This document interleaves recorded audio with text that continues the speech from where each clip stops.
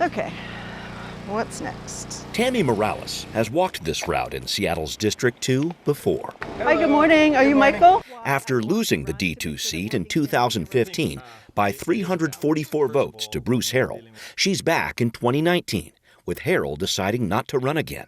It's time for us to focus on the people who live here, and that is why I'm running.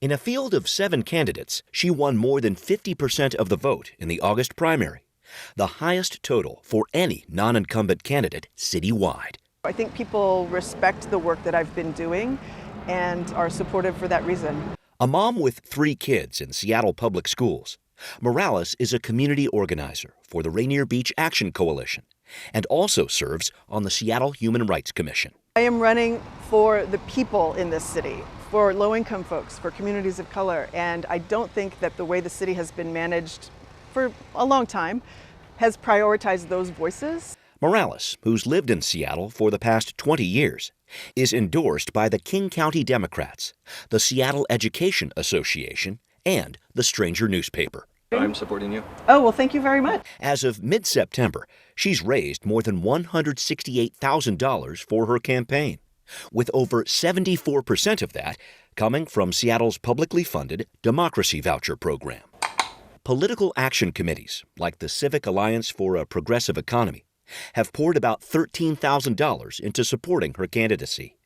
But PACs like the Seattle Chambers Group, CASE, have about $152,000 supporting her opponent in District 2, Mark Solomon. I feel I'm definitely a candidate for advocacy, and some people like that change and some people don't. Morales, a former legislative director in Texas and city budget analyst in New York, says D2 is a diverse and under-resourced part of the city that needs her help to deal with issues like homelessness, affordability, and small business development. That's what our platform is about, repairing the harm done to Black and brown communities, democratizing access to power and resources. What kind of city are we going to be in 50 years, 100 years? And are our children and our children's children going to be able to stay here? Okay.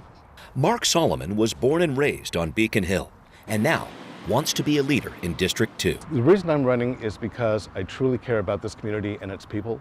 The Seattle University grad and retired Air Force Lieutenant Colonel has worked as a crime prevention coordinator with the Seattle Police Department since 1990, part of what Solomon sees as his dedication to the city where he grew up. That's why I've been working in crime prevention for almost 30 years, focused on keeping people safe. That's why I'm involved in community, because I believe in giving back. In the 7-candidate primary, Solomon earned just over 23% of the vote, less than half of Morales' vote total.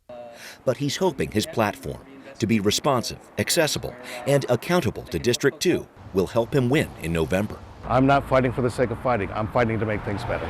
Solomon, who also ran a private security consulting group for 14 years, is endorsed by the Seattle Firefighters Union, Local 27, current and former Seattle mayors Jenny Durkin, Norm Rice, and Charlie Royer, and the Seattle Times. I am running for Seattle City Council. He's raised more than $83,000 for his campaign as of mid-September, with just over 65% of that coming from democracy vouchers. I am definitely a candidate for change, because what we're doing right now is not working. Like his opponent, Solomon says he wants to make sure all voices in the South Seattle community are heard, and he says homelessness, housing affordability, and displacement are the top priorities he's working on. And I'm glad that you already know me. Solomon says his deep roots in this area, his knowledge of the city government after 3 decades with the SPD, and his ability to collaborate with others make him the best candidate. There are so many issues that are facing us, and we're talking about them. But I want to be focused on finding solutions to those problems, and that's what I want to bring to City Hall. So, will it be a crime prevention specialist or a community organizer who takes the District 2 position on City Council? D2 voters will make the call this November. I'm the candidate in this race who is ready to hit the ground running. I am focused on making things better for our city.